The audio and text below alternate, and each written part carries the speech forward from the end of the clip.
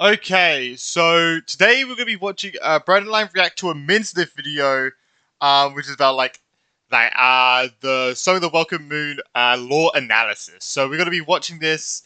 If you're wondering, I did recently just watch things about the Sun and Moon book and everything. So make sure you go check that out because it's my first time ever going over listening and talking about the Sun and Moon books. I've never actually seen it, read it, nothing before. So that's my first time, and it's pretty interesting. So yeah, let's get into this. I will say, I hate the new YouTube UI. What is this shit? Like, okay, anyway. But yeah, If there's one thing I have said in that video as well that I want to start delving deeper into the lore and everything and watching more lore videos and stuff because I did say that I want to stop watching Ashokai videos, like or lore videos in general, should I say? Or theory videos, but now I'm like, you know what? Let's just watch, bro. Let's just keep watching it. If there's one thing I love about Genshin Impact, it's the lore. If there's another thing I love, it's when they drop insane teasers or trailers. And if there's another thing, it's Minsleaf breaking it all down for us. So Minsleaf uploaded a video called "The Song of the Welkin Moon Lore Analyses and Theory." He's not live today. He's definitely doing a lot more videos not live. I'm like, oh wait, I don't see chat. What comes next? The truth revealed with Columbina shown here in all of her glory. I think she looks absolutely phenomenal, by the way. I don't know what he's 100% pulling. 100% pulling. And putting for Sanjorine as well. And putting for Atlas. And putting for probably for Nicole. And putting for Doran. Help me. Coming from. But we all saw this teaser the other day, and I love when Minsleaf breaks it down, so let's take a look and see, shall we? Genshin Impact just released the Song of the Welkin Moon teaser, Moonlit Ballad of the Night. So guess who's not sleeping tonight? All of us. I'm pretty sure all of us. Weird. Okay. Yeah. Wait. Right, so guess who's not sleeping tonight? All of us. I'm pretty sure all of us. Oh, okay. Yeah, I haven't pre-watched this, I'm I going promise. to break it down scene by scene because this teaser is rich with lore, ancient history, and foreshadowing for what's to come in the highly anticipated Nod-Krai. Yep. This is my initial analysis. I've said this time and time again. I think I hope Nod-Krai is going to become a turning point for Genshin and the lore enjoyers. Yeah. They've said it themselves. However's devs have said they're going to be putting lore pretty much in front of our faces, so it's unmissable and portraying instead of hiding it in instead of hiding most of the lore in or a lot of the lore in books and stuff, right? They're gonna be telling it in the fucking story, which is gonna be great. In a better way to tie up all the loose ends. I am very excited and very much having it into a book is one reason why I just kept one forgetting and two didn't care about the Sun and Moon book. But I did just do it today, so. But it'd be nice if it was told in the story, which, gotta be honest, they might even talk about the Sun and Moon book in the freaking story, which is like, oh my god. If they do that, it's like, okay. God damn it. Looking forward to it. I just hope it is done right. But there's definitely going to be a deeper part 2 video because this teaser is absolutely packed. I actually had an hour-long Nod-Krai video that I've been working on for about 2 months now, but that got thrown into the air, I bet, with this. I definitely have to add more to it because of this teaser. But before we dive into the scenes themselves, there's some crucial backstory you need to carry with you going into Nod-Krai. This is, without the entire game, one of the most important pieces of ancient Teyvat history we've ever been given, and it'll make what's about to happen in Nod-Krai a lot easier to understand. Trust me. Long before humans walked Teyvat, it was a world ruled by dragons and the 7 sovereigns. These artworks still blow my mind to this day. This image, by the way, I didn't realize that all those artworks came from that Minsliff video of talking about that ancient history. I didn't know all the artworks she showed in one of her last videos was literally from that one. This goddamn Christ, if we can quickly talk about Nibelung creating the 3 original moons. I saw this from a different video. I forgot what video it was, but...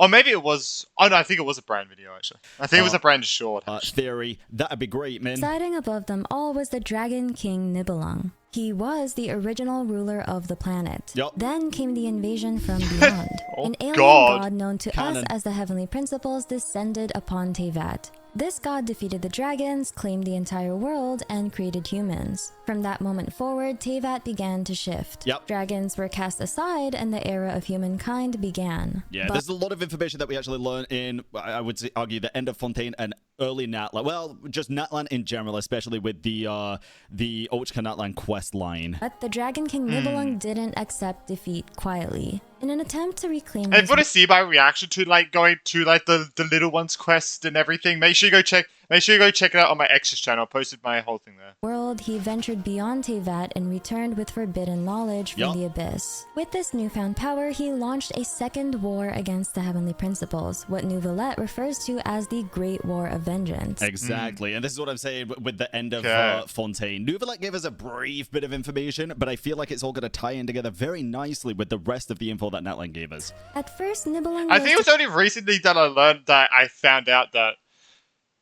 Nibelung was the one that brought the forbidden knowledge. Because I thought it was always Deshret that did, but I think I must have misread that completely. Because I always thought it was Deshret, but no, it was Nibelung. Unless Deshret like also, I think Deshret tried to utilize it, right? That's probably how it went.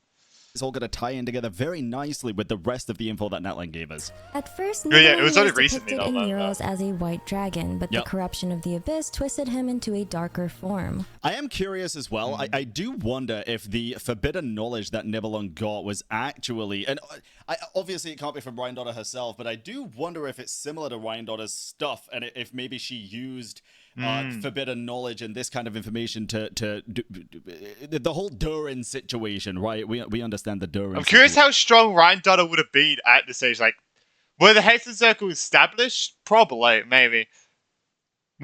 Well, do we know when the Hexen Circle was like established? Oh, I guess they could like be around before they was established. Do we know when like Alice and Nicole and Ryandotter and that were like how long they've been alive for? The fact that Durin is now a humanoid playable character, or like a half human, half dragon, I guess, and that kind of went against the whole that he was a abyss corrupted dragon to begin with. I am curious if Ryandotter's research is going to have ties with Nibelung's journey to get forbidden knowledge as well, and if Durin being in Nod-Krai is going to tie to all of this. I'm hoping to get to learn where like the abyss and the forbidden knowledge actually came from. It'd be so cool to see that. I think it'd be cool. I'm ready to say it. I think it would be sick. But maybe we get to learn more about it in Nod-Krai.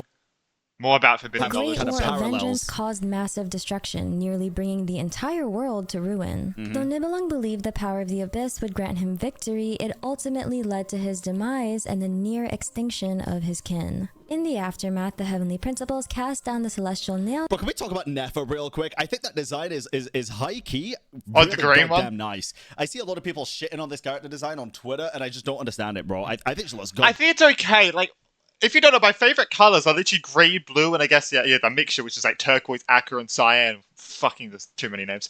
But I think it looks nice, but it's just, it doesn't, like, vibe with me too well.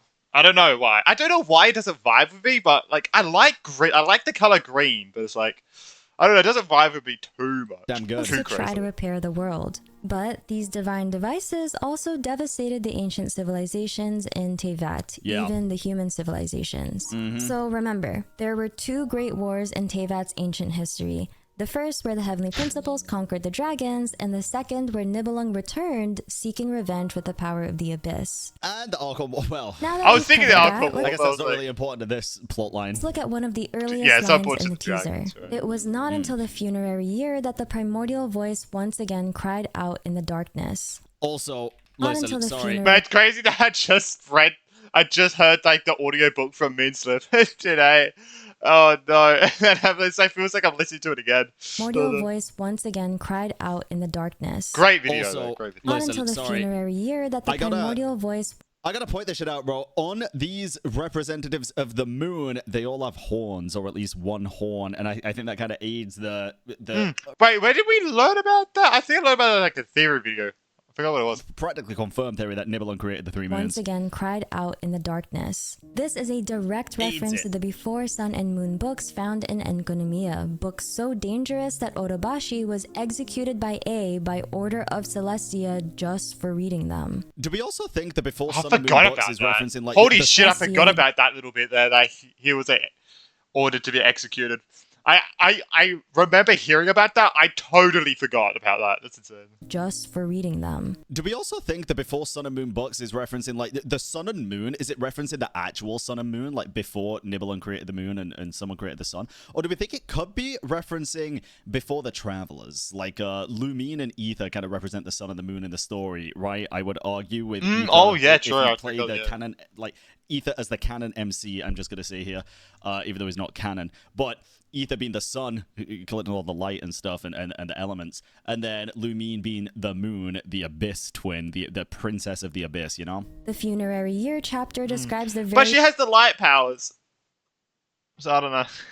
She has the light powers. I don't know. The war we just discussed. Nibelung's War of Vengeance and the darkness it ushered in. So this teaser is intentionally anchoring itself in the deepest roots of Genshin's lore. So how do the moons tie into I'm glad all I'm trying of to this? get into it more The now. three moons of Teyvat are also known as the Three Moon Sisters, Arya, Sonnet, and Canon. They were goddesses who also served as Teyvat's moons. Teyvat had 3 moons in the sky in the past. Yes. Some refer to them as the iridescent moon, the eternal moon, and the frost moon, but we don't yet know which name matches which sister. Yeah, we don't. And obviously now we have the Welkin moon, which is likely going to be Columbina by the lots of things from the latest teaser, which I don't know if Min goes over it in this video, actually, because it might have come out afterwards. It wasn't the trailer, it was the... I uploaded a video on it the other day, actually. The Welkin. Secret moon lore from the web event. Yeah, if you're wondering why I didn't post a video about it, by the way, it's because I was meant to record my reaction to Brand's video, but before the recording,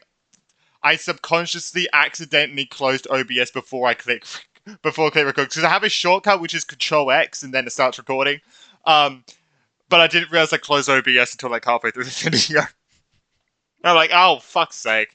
So, if you're wondering, that's why, but it's very interesting. I was like, I was like, oh, Jesus Christ. God, because I'm pretty sure I didn't see, like, because there's like a yellow line that goes around your computer screen. It's that the primordial being that once ruled this planet made 3 moons rise from the earth. Normally, we'd assume primordial being... it's like, I heard... was it from a Midseth video? I think it was from a Midseth video, right? Where it's like, it probably used the other continents for the moons. Refers to the heavenly principles. But this one is likely Nibelung. And I heard a theory the other day, which sounds really fucking cool, bro. Like... by the way, there's going to be, like, not really any edits in these videos for a while, because I kind of like the raw, unfiltered approach, even if there's some silences here and there. I kind of like just chatting shit to you guys. As a person, I do not like heavily edited things. I really don't like it. I think it's just annoying. I just like, unfiltered, like, uncut, peak cinema. If you want an example, there was no, hate to, I think it was Bob who edited Brian's video of when he was reacting to the manga, and I watched the video. I liked the uncut one 10 times more, just because it just, I don't know, I feel like it was just too much. I feel it's just too much movement. I just liked it just raw. That sounds sus. You know what I mean, right? But it was top-notch editing. It was just, I'm not a fan of edits.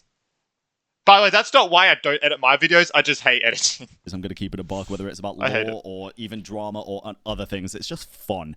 But when it said this exact line... Earth. The primordial being that once ruled this planet made 3 moons rise from the earth. Or maybe it was Brand who said that. People are speculating that Teyvat might be obviously the continent that we are on, but these moons could have been made up from the other continents of the planet. That's what I just say. That's why we don't really hear anything about it. Brand video. Normally, we'd assume primordial being refers to the heavenly principles, but in this case, it likely refers to Nibelung. Yes. In early murals, he's shown presiding over Teyvat with the 3 moons in front of him. Yep. After the heavenly principles won the first war, they took control of the moons. But during the second war, the Great War of Vengeance, Nibelung's return, 2 moons were destroyed and only 1 survived. Oh, that's how the 2 moons were destroyed. Okay. Exactly. Now let's break down the scenes from the teaser. 2 moons were destroyed and only 1 survived. Exactly. Now let's break down the scenes from the teaser. First, we see Varka. See, this is why I need to fucking watch more lore videos, because I didn't know that's how they were destroyed. I knew that 2 were destroyed and 1 was left. I didn't know how the 2 were destroyed. Okay. So, Nibelung, well, it was destroyed during the War of Vengeance. One survived. Exactly. Now let's break down the scenes from the teaser. First, we see Varka. Beast. I love Varka's design, bro. I wish he had a beard, but other than that, he looks golden. The long-awaited Grandmaster of the Knights of Favonius, in all his beefy glory, with the wolf's gravestone on his back. Bro, I hope it's just a himbo. I hope it's just a fucking, like, war-torn just bro. If you watch a teaser with subs, what he says is actually more interesting. Mondstadt. I came here for the moon, Mondstadt. This is Genshin Impact, so there are no coincidences. Yep. Mondstadt literally translates to Moon City in German. So he could just be saying, I came here on behalf of Mondstadt, right? Theory implication here suggests that long before the Archon War, the region that would become Mondstadt was a civilization that worshipped the moons. Theoretically, after the Archons came into power, their worship could have replaced the moons. But in Nod-Krai, it's said that the power of the moon was used to keep the abyss at bay, specifically the Wild Hunt, the most terrifying manifestation of the abyss we've ever seen. If Mondstadt was originally... I can't wait to come into contact with it to see actually how powerful they are. Oh, this would be so cool. With the moon... Definitely with the cutscenes and everything with the Wild Hunt. Ooh, bro, the cutscene in Nod-Krai, Jesus Christ. I'm hoping there's lots of cutscenes and they're fucking insane. Then Varka's journey might be about reclaiming that heritage. I think it also makes sense, right? Since Varka's using the Wolf's Gravestone, and I think the Wolf's Gravestone was from the Boreal Wolf of the North, and... I didn't know that until I watched, Min's video about that. That's actually sad, I didn't know about that. Obviously, if it is the Boreal Wolf of the North, and where are we headed? And he got his powers for like an unknown god, which is... Now it could be for not only Mondstadt, but also for Andreas. To defend his homeland using its oldest power. Varka may have come to Nod-Krai to learn how to harness the power of the moon so he can protect Mondstadt if Teyvat is plunged into darkness once again. True. After all, Alice warns us that the borders of Teyvat are weakening. Teyvat is doomed yet again, but this time we'll be here to experience it. Next, we meet Aino, likely the leader of the Clank Clank Crumb Cake Craft Shop. Crumb Cake. I call it Crumb Cake, bro. I don't know. Maybe I'm wrong for that. There's two characters in the whole teaser that I just could not care. We'll have to wait until in-game. And it's the two Crumb Cake workshop workers, bro. I've said this ever since I saw her. She is gonna be probably the free 4-star that we get in 6.0, because obviously, like in 4.0, we got Lynette for free. 5.0, we've got Kachina for free. 6.0, we're probably going to get Aino for free. That's what I think. Child and the other, like, half-child. I don't know. A genius inventor. She designed Inefa, the first playable character from Nod-Krai in version 5.8. Inefa appears in the teaser alongside Durin and Jehoda. Jehoda remarks the moon's a long way off. We might go hungry, but at least we have plenty of time. This implies that they might be on a journey to find the Frost Moon, possibly the location where we later see Columbina. And we finally see Durin. Originally a dragon created by the Hexenzirkel witch Ander's daughter, Durin was given a humanoid form by Albedo in the Paralogism Archon quest. This teaser gives us our first proper look at him in that new form. For the story aspect, Anders' daughter, I guess, not Ryandaughters' creation. Based on the 5.8 trailer, we know Inefa leaves Nod-Krai, which means this teaser is set before the events of the upcoming Archon quest. Yes. Now, remember how the power of the moon was used to repel the Wild Hunt? Yep. In this teaser, we see that moonlight becoming a flame in a lantern held by Flynn's, our first character from the Lightkeepers. Well, I'm guessing he just uses the moon power, that's pretty could be like a moon flame. Wait, that reminds me of Honkai Impact, in Salt Lake Holy City, if you've done that. But I remember there's the split above ground and like two sides, actually above each other, flipped like this. And one of them had they got their they could only exist, I think it was if the moon was shining. They could extend the life or something like that. And they were these little blue flames. I don't know, man. I don't know. That's what my mind went to immediately. I didn't pick up on that. Wait, so the Lightkeepers might be keeping the moonlight. The Lightkeepers were ancient protectors of Nod-Krai who worked with the Frost Moon Scions to wield the power of the Frost Moon. Their founder, the Torchforger... Well, yeah, of course. That does make sense then. Struck a... Sorry, were ancient protectors of Nod-Krai who worked with the Frost Moon Scions to wield the power of the Frost Moon. Their founder, the Torch Forger... Well, yeah, of course, that does make sense then. ...struck a deal with the Tsaritsa centuries ago, promising to protect both Snezhnaya and Nod-Krai in exchange for Nod-Krai's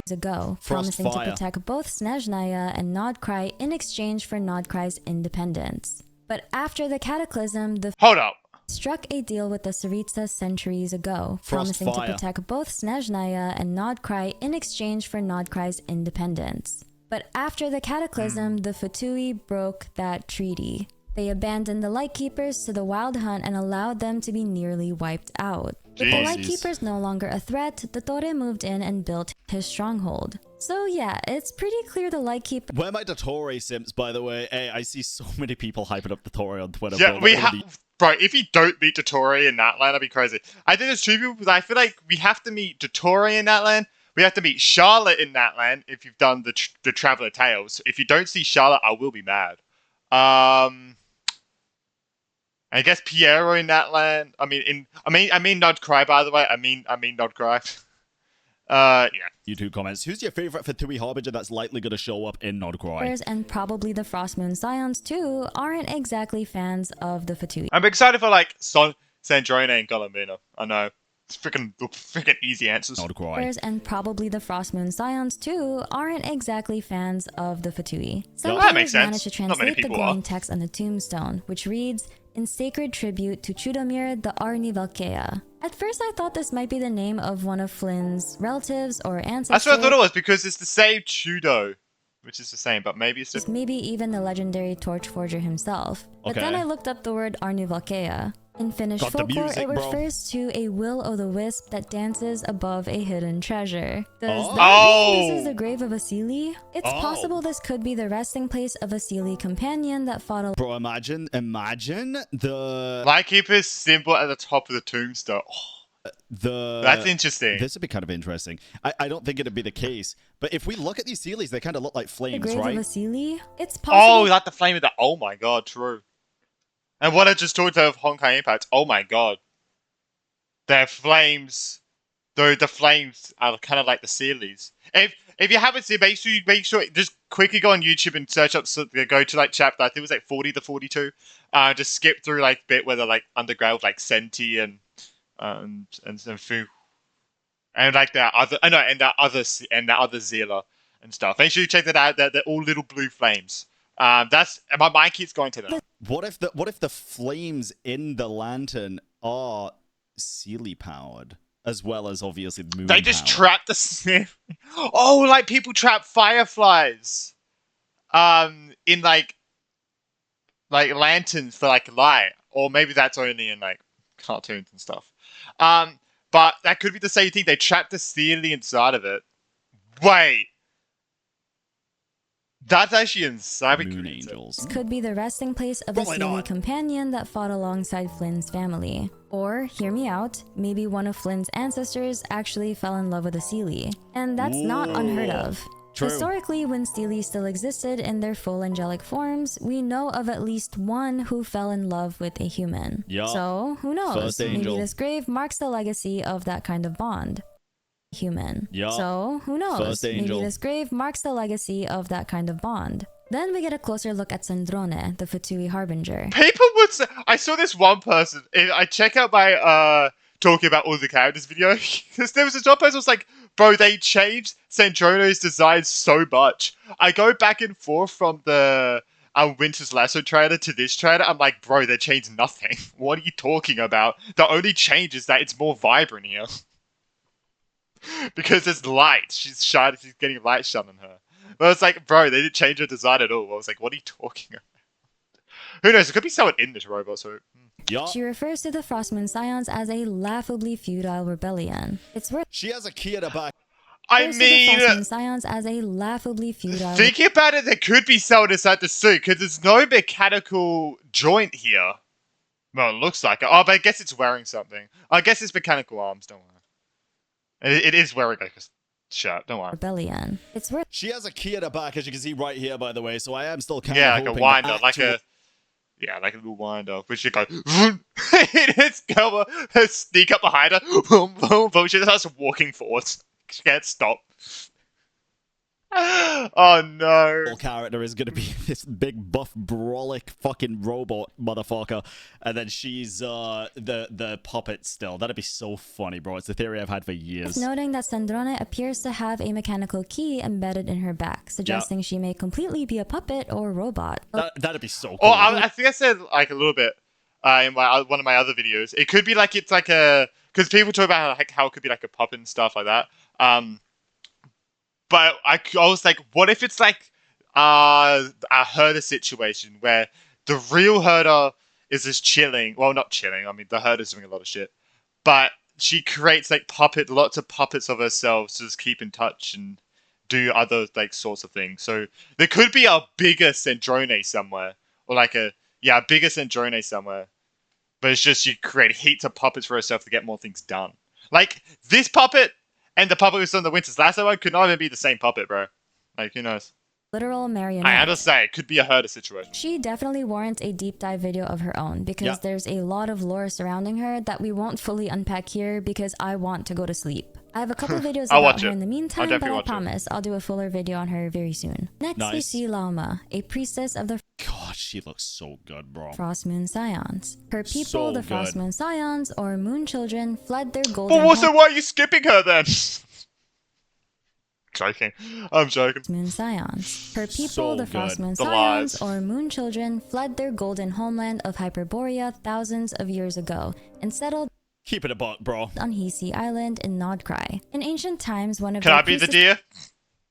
Lent her light to the Torch Forger to build a lighthouse that would protect Nod-Krai from the Wild Hunt. In the teaser, we see Lauma perform a blood sacrifice, pleading for the Frost Moon's light to shine on Nod-Krai. I love how the horns grow as she does this, by the way. It's a detail that I didn't notice at the time, but if you pay close attention, the horns start... I don't know if I noticed at the time. A blood sacrifice, pleading for the Frost Moon's light to shine on Nod-Krai once again. It's how she like absorbs the power. It's like... I need to stop.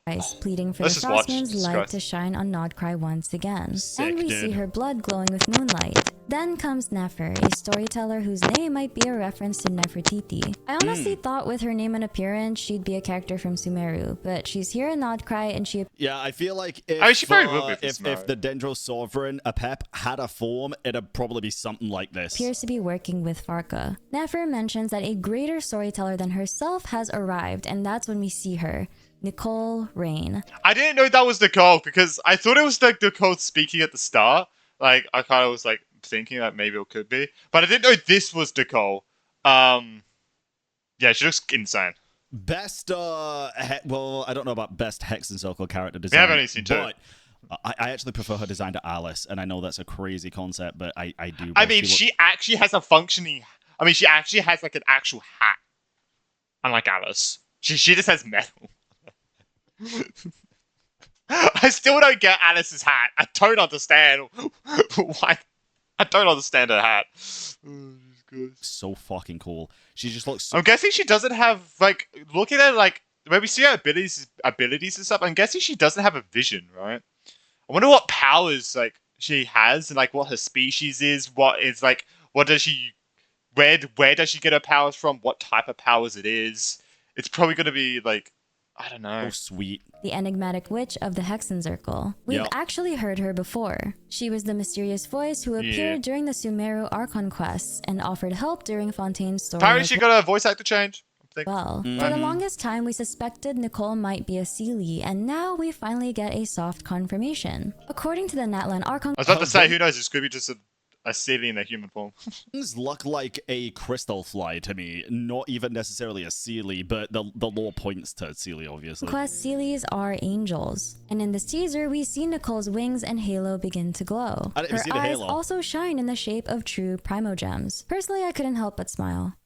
I didn't even see the halo. Her eyes also shine in the shape of true primogems. Personally, I couldn't help but smile. Years ago, I toyed with the theory that the people of Conria might be distant the color. Oh yeah, I was trying to think of what that meant. Her eyes also shine in the shape of true they are the colors of primogems. What the heck? Primogems. Personally, I couldn't help but smile. Years ago, I toyed with the theory that the people of Conria might be distant descendants of the Seelies, all because of that one haunting little book, The Pale Princess and the Six Pygmies. So seeing Nicole with true Seelie features and glowing wings Very cool. I never read that book. Oh my god, there's so many books I haven't read. Oh, I probably should fucking... I won't... I'm never gonna read it. I'll listen to it. Yeah, I might need to find a book about... I'll find a video about this book. So seeing Nicole with true Seelie features and glowing wings and primogem eyes kind of feels like... She also has the primogem mark on her head as well, right? If we go back a tiny bit. Yeah, right in the middle of the forehead. Like a full circle moment. Nicole is a powerful prophetess. She's known among the Hexen Circle as the guide who will never get lost. This part as well is pretty cool. What is this? Bro, dead ass, I thought this was like a skin tag at first. But then I was thinking about like Skirk with the fin that grows in the back, and maybe it's something to do with that, or maybe it literally is just part of the outfit that's like not attached physically. I don't know. It looks like always shows up to help those in need. She speaks directly into people's minds without warning, and might actually be mute. Creepy. She once described herself as suffocated by her inability to speak. Even Wolfie references her as the quiet friend of Madame Mage who communicates telepathically. In this teaser, she delivers a chilling prophecy. Beyond the moonlight's reach, an ancient shadow brandishes its hunting claws, taking aim at the stars. I think this line could be referencing one of two things. First, it might refer to Nibelung. According to the finale of the Deep Galleries, he was warned of the destruction of his kind and tried to lead the dragons to safety towards the stars. He oversaw a space elevator project that would carry his people beyond Tevat. But before they could leave, it's believed the Heavenly Principles attacked and destroyed their efforts. Alternatively, Nicole's words might also be pointing to the Wild Hunt, the monstrous force tied to the Abyss and likely the main antagonist of Nod-Krai. I think both could be likely. Jesus, that angle. This looks interesting. It looks like you're like doing legs. I need to get my mind out of the fucking gutter, bro. Yeah, both could definitely make sense. I guess the Wild Hunt would make more immediate sense considering the plot of Nod-Krai that we know so far. But Nibelung as a theory is very, very fun to think about. Or its leader lurking beyond the moonlight's protection, now reaching for the stars. Honestly, the idea of a reborn Nibelung being the leader of the Wild Hunt both terrifies... Hey, a playable Nibelung would go crazy, bro. I'm just saying. And excites me. But it makes sense with Durin foreshadowing that, right? I feel like it makes sense and be really fucking awesome. But personally, I'm hoping the real leader is someone else. Someone we'll be talking about very soon. Raria? Probably. And I think that was my theory, if it is Raria, the moon hunter. We also see Columbina, the third of the Fatui Harbingers, who is now referred to as the Moon Maiden. We've explored her significance before in our breakdown of the God's Limits teaser, but let me quickly recap it here. The Seelies are almost certainly connected to the Moon Sisters. Think of it like this. When the 3 moons of Tevat fell, the angelic race of Seelies fell with them. Once divine beings, they were cursed that fell, the certainly connected to the Moon Sisters. Think of it like this. When the 3 moons of Tevat fell, the angelic race of Seelies fell with them. Once divine beings, they were cursed and reduced to the glowing wisp-like creatures we see today. Their downfall mirrored the collapse of the moons themselves. And in the Song of the Welkin Moon web event, we're told that from the ashes of the fallen moons, a new moon will rise. That brings us back to Columbina. The upcoming... That looks so sick, go red, bro. Listen, Shakira's why it goes red. That brings us... These plants with the little half moons inside of them as well, when they start turning red. Oh god, it looks so fucking cool. The upcoming Nod-Krai patch might be titled Night of the Still Mist, Rise of the New Moon. The Fatui Harbingers are searching for Columbina, and in this teaser, we see her in a strange, haunting... Yeah, because you don't know what the first patch is going to be named, because I'm pretty sure the first patch is always named what the first teaser of the game was. Like, they named the nations, like, patches, right? I'm guessing it probably would be called that. Realm beneath a moon that looks like it's on the verge of crashing into Tevat. The moon just looks uncomfortably close. She stands alone in a mysterious field of flowers. Or maybe she's not even onto that. I'm gone. The moon just looks uncomfortably close. She stands alone in a mysterious field of flowers, saying that the fall of the moon is nigh. Yeah. The theory here is that Columbina may be... And we saw they pulled down the moon? ...a vessel for a new moon goddess. Her design is full of angelic Seelie-like symbolism after all. If the Seelies were once deeply tied to the power of the moons, then it makes sense that a Seelie, or someone descended from them, could become the incarnation of a new moon goddess. You know, it'd be so funny as well. The fact that we know she's called the Moon Maiden does make this make more sense. But bro, I remember back when Fontaine was first shown and people thought Nouvelle, including myself, was going to be a Seelie or a descendant of a Seelie or something. Couldn't have been further from the fucking truth, right? With it being a dragon sovereign at that.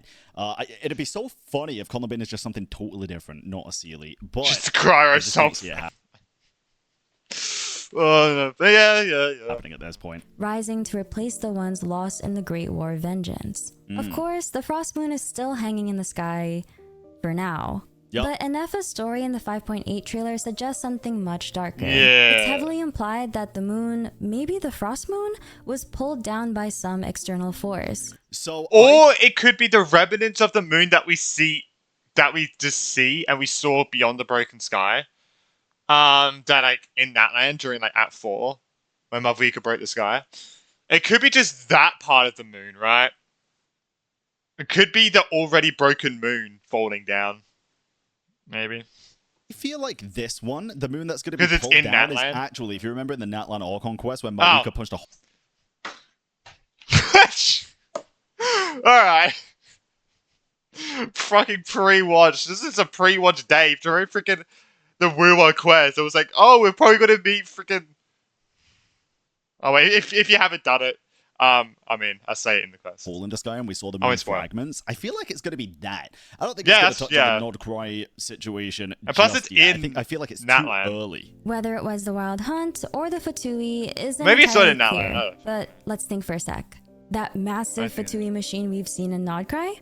What if... Also, bro, listen. In this scene, when we can see all the ancient dragon inscriptions behind her, it really does aid the theory that her core is one of the old dragon lords of Natlan, right? I'm so excited to learn more about that. That is interesting. Definitely would thought a chest if you was like, wait, that means does that mean she can kill one of them and then gets cut off? Fatui machine we've seen in Nod-Krai? Yep. What if its purpose was to drag the moon out of the sky? I thought it'd be to replace the moon, like something about maybe Columbina in. I feel like it's gonna become the fucking Death Star, bro. The fake moon in the sky. If that's the case, the Frost Moon might already be destroyed by the time we arrive in Nod-Krai. And with all three moons gone, the conditions would finally be right for a new moon to rise from the ashes of the old. Perhaps that was the Fatui's plan all along, to bring down the final moon and trigger the rebirth of a new moon goddess. And Columbina may be the vessel they've been preparing for that very purpose. True. And just when you think the teaser has shown its final card, you get one of the most surprising reveals yet. Alice with her kind of hat. Alice. That's what I'm saying, right? Alice. Yeah. Can't even classify that as a fucking hat. The only thing you can classify, I guess, is a hat, is because there's like a veil here that could be covering a bit of her face because she doesn't need it anywhere else because of her long hair. But it's like, I don't know, man. The Klee, I guess, right? We got Klee and the Klee. A renowned mage and author of the Tevat Travel Guide. She's finally here, and her design does not disappoint. I mean, the hat alone is iconic. If we can, the frame. I mean, you probably saw a reaction. I was like, oh, I don't know. I wasn't 100% like sure. I think it was like the eyes. I just didn't expect like that's how. That sounds weird. But it's like I didn't expect that's how like. I just realized the veil isn't anywhere near her face. Yeah, this isn't even a fucking hat. But I wasn't 100% sure. I think it was the eyes. I didn't expect like these types, like these shaped eyes, since we like see Klee. I just didn't expect it, but I am liking it more and more. Hat is iconic. I feel like the fabric of the hat is doing a John Cena cosplay. Honestly, every single character from Nod-Krai looks stunning, but seeing hat is doing a John Cena cosplay. Honestly, every single character from Nod-Krai looks stunning, but seeing Alice at last feels like a major lore milestone. Alongside her, we'll also see returning characters like Albedo, Yella. Also, another who is voiced, which is very popular. Interesting point to make here. We noticed for Mondstadt Visions that Sheepdog peanut butter whiskey is for humans. Rich, hold up, Brian. Hold up. Peanut butter whiskey adds a cheese. Go on. So they all look a little bit different, to be honest. This one, if I can move my camera a little bit here so you can actually see it. This one. Oh yeah, has 4 wings. It looks like on either side. 1, 2, 3, 4.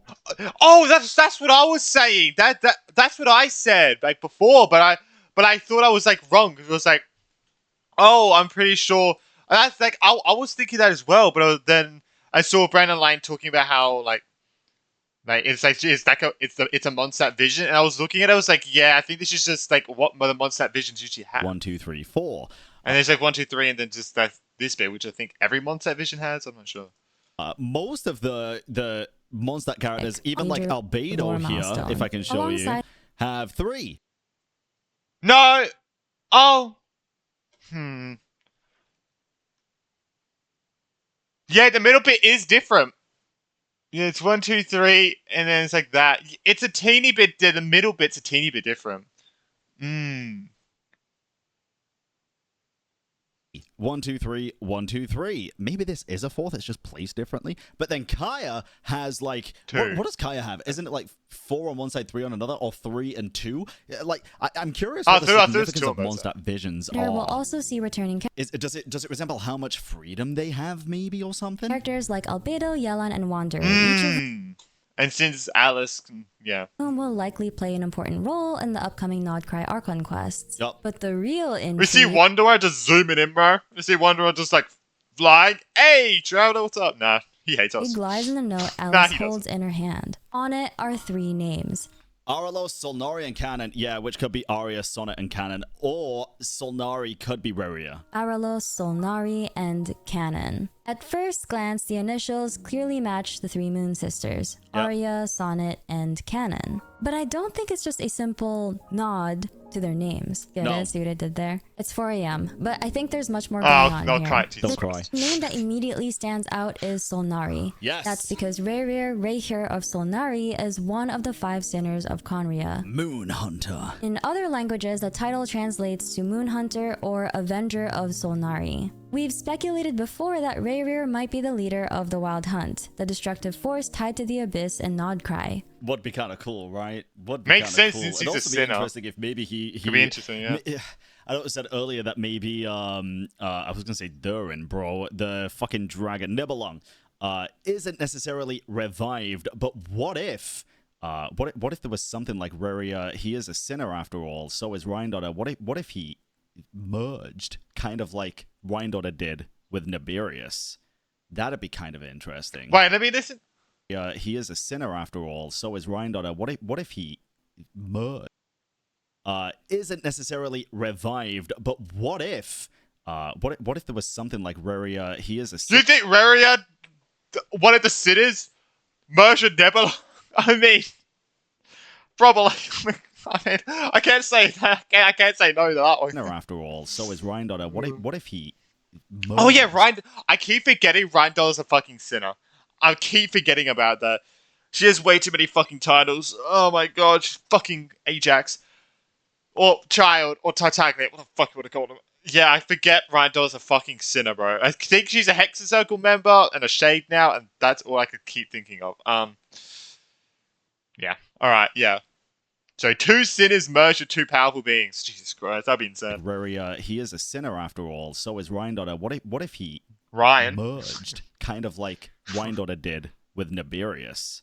That'd be kind of interesting. If Solnari is an alternate name for one of the 3 Moon Sisters, the implications are massive. Yeah. There's long been the implication that the Moon Sisters turned on one another, and only one of the 3 survived. If that's true, then the Avenger of Solnari might be a reference to vengeance against the sister who betrayed or killed Solnari. True. That would tie the Sinners, the Wild Hunt, and the Moon mythology together in a more tragic way than we initially expected. But this is Genshin Impact, so I expect a lot of things to be tragic. As for the other names, Canon is a stylized reference to Canon, one of the original 3 moons. But Aralos is more ambiguous. It could be another name for Aria, or maybe an anagram of Solar or Solara. That's significant because in ancient Teyvat lore, the 3 Moon Sisters rode a lunar carriage across the night sky, while a solar chariot traveled the skies during the day. During the Great War... Oh, that sounds so cool to envisage. For vengeance, that solar chariot was said to have crash landed into the chasm. But the people there repaired it and eventually sent it back to the sky. So if Aralos is tied to the solar chariot... I didn't know that. Bro, I need to read this fucking lore. I don't even know where that lore's from. Then Nod-Krai is really the place where a lot of Genshin's ancient lore will be completely demystified. Hell yeah. I hope. So those are my initial thoughts and theories on the brand new Song of the Welkin Moon teaser, Moonlit Ballad of the Night. If you enjoyed this video, please leave a like and subscribe, and I'll see you on the next video. I'm your sleepy lore keeper Minslif, and I'm going to bed. Good night. Get some sleep, Minslif. Hey, that was a great video. Go subscribe to Minslif, link down below in the description. Don't forget to subscribe to the channel to keep up with future Genshin stuff and variety stuff. We're covering a lot of stuff at the minute, and we're approaching 370,000 subs. In fact, by the time this video's up, we're probably already going to be there because you'll keep subscribing and I am subs. In fact, by the time this video's up, we're ooh, nah. He'll be there soon. He'll be there soon. All right, yeah, that's this video. I hope everyone did enjoy it. I'm so excited for Nod-Krai, bro. I'm so excited for Nod-Krai. Yeah, I am trying to get more into lore, so make sure you watch those videos. If you want to see me get big brain. Yeah, I'm trying to watch. I got some Ashokai videos that I want to watch. Obviously, Ashokai will probably release another video, probably more soon, maybe. Maybe, I'm not sure. And then I'll watch Brand Online's videos and Mince's videos and stuff. There's probably like the 3 that I'll watch. But yeah, I'm just so excited for Nod-Krai, bro. Oh my god. It's gonna be so good. I'm so excited. But yeah, if everyone did enjoy it, make sure to like and subscribe if you haven't. And I guess I'll see everyone in the next one. I think this is gonna be released like 20 hours after I make this. But yeah, peace.